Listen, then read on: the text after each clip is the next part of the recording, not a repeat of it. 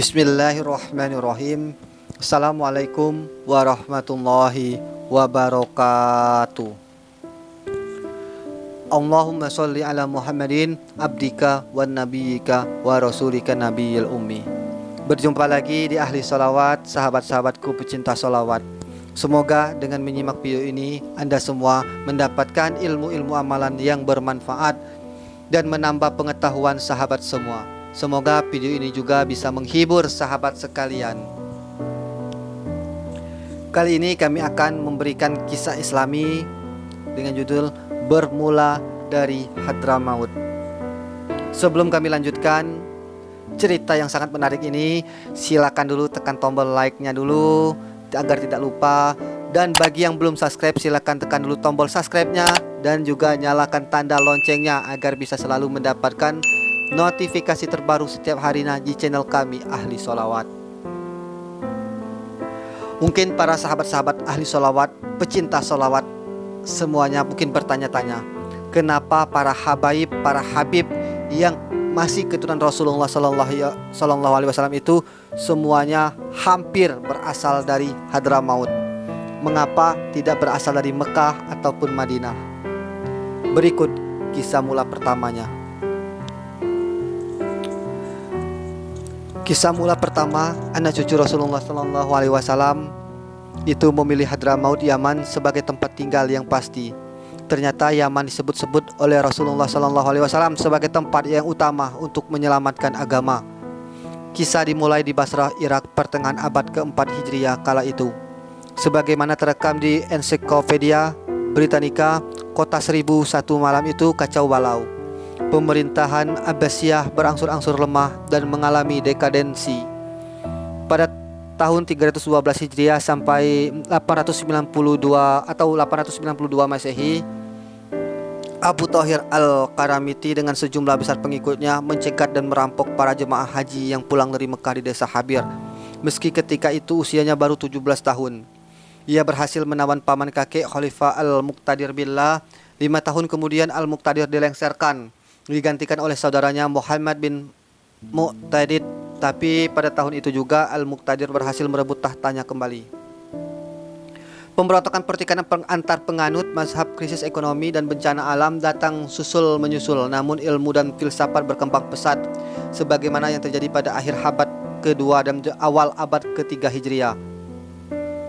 Bersama dengan itu juga muncul berbagai penghinaan dan ancaman terhadap keselamatan jiwa kaum Alawiyin.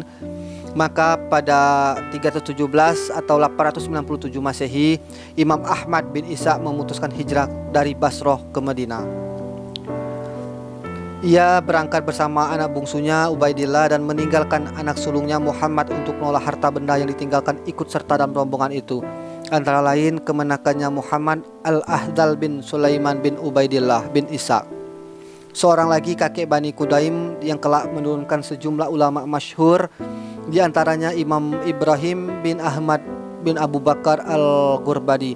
Selain ikut pula beberapa pembantu, salah seorang di antaranya Muqaddam, lelaki asli Basrah.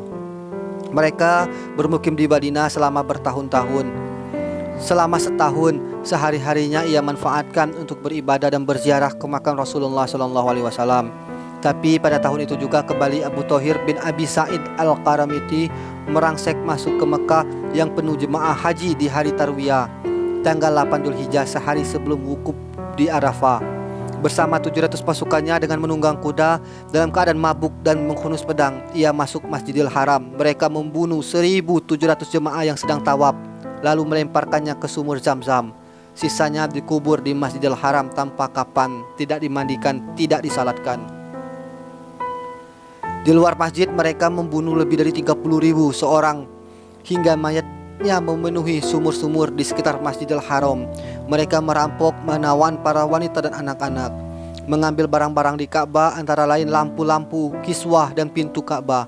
Abu Thahir Qaramiti lalu membagikan kiswah itu kepada tentaranya. Ia juga mencabut Hajar Aswad dan memerintahkan mencabut mizab, talang yang terbuat dari emas, untuk menyalurkan air dari atap Ka'bah. Beberapa pengikutnya memanjat Ka'bah, mencoba mencabut mizab, tapi semuanya jatuh tersungkur dan mati. Abu Thahir Qaramiti juga berusaha mengambil makom Ibrahim, tapi tidak berhasil menemukannya. karena seseorang telah menyembunyikan di sebuah lembah di pinggiran Masjidil Haram. Pada 318, Imam Ahmad bin Ishaq bersama rombongan menunaikan ibadah haji.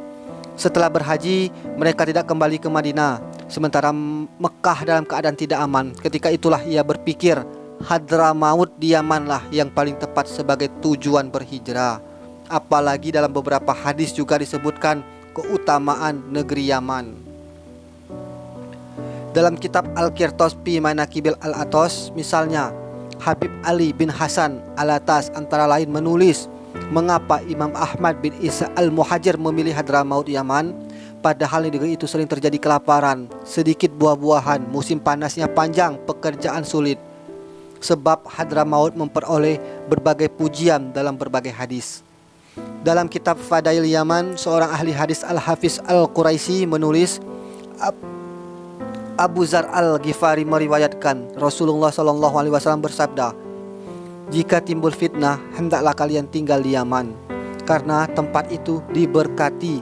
Dalam sebuah hadis lain disebutkan, sebab warganya pengasih, tanahnya diberkati, dan ibadah di sana pahalanya besar. Sementara dalam kitab Bukhari dan Muslim, Abu Hurairah meriwayatkan Rasulullah SAW bersabda, telah datang kepada kalian warga Yaman. Mereka adalah orang-orang yang paling halus sanubarinya dan paling lembut hatinya. Iman dan hikmah ada di Yaman. Dalam hadis yang lain, Abu Hurairah meriwayatkan Rasulullah SAW bersabda, iman itu ada di Yaman dan hikmah itu ada di Yaman. Aku mendapati nafas Allah dari Yaman. Hadis riwayat Imam Ahmad dalam musnadnya. Sementara Ibnu Hibban dalam kitab Sahih Ibnu Hibban meriwayatkan Ibnu Abbas berkata, ketika Rasulullah SAW berada di Madinah, tiba-tiba beliau berkata, Allahu Akbar, telah tiba pertolongan Allah, telah tiba kemenangan, dan telah tiba warga Yaman. Hati mereka bersih dan watak mereka lembut. Iman Yaman, fikih Yaman, dan hikmah Yaman. Dalam kitab Bukhari dan Muslim, Abu Mas'ud Al-Badri meriwayatkan Rasulullah SAW menunjuk ke arah Yaman lalu bersabda, sekarang di sanalah tempatnya iman. Dalam hadis lain, Ibnu Abbas meriwayatkan Rasulullah SAW bersabda, barang siapa sulit memperoleh pegangan, hendaklah ia pergi ke arah sini. Rasulullah menunjuk ke arah Yaman. Sementara dalam kitab Wasilatul Muta'abidin tercantum sebuah hadis dari Jabir bin Abdullah Al-Ansari. Rasulullah SAW bersabda, sepertiga keberkahan dunia ini kembali ke Yaman. Barang siapa lari dari fitnah, hendaklah ia lari ke Yaman. Diriwayatkan pula oleh Abu Hurairah, Rasulullah SAW bersabda, aku adalah warga Yaman, Hajar Aswad Yamani, dan agama itu Yamani, dan kiamat tidak akan terjadi kecuali agama kembali ke tempat ia keluar. Tempat ia keluar berarti di Yaman. Abu Musa Al-As'ari berkata, aku membaca ayat berikut di hadapan Nabi SAW. Maka kelak Allah akan mendatangkan suatu kaum yang Allah mencintai mereka dan mereka pun mencintai Allah. Quran Surah Al-Maidah ayat 54. Maka Rasulullah SAW berkata, mereka adalah kaummu wahai Abu Musa, yaitu warga Yaman. Nah, jelaslah kenapa semua para habib itu hampir semuanya itu bermula dari Hadramaut, berasal dari Yaman. Karena memang telah disebutkan sejarah panjangnya di sini yang telah kami singkat. Itulah kenapa semuanya banyak para habib berasal dari Yaman. Semoga kisah ini bisa menambah pengetahuan kita dan kecintaan kita kepada Rasulullah SAW dan ahlul baitnya dan keluarganya sampai akhir zaman nanti. Amin amin ya rabbal alamin. Kami akhiri dulu video kali ini dengan kalimat hamdalah. Alhamdulillahirabbil alamin. Wabillahi taufik wal hidayah. Wassalamualaikum warahmatullahi wabarakatuh.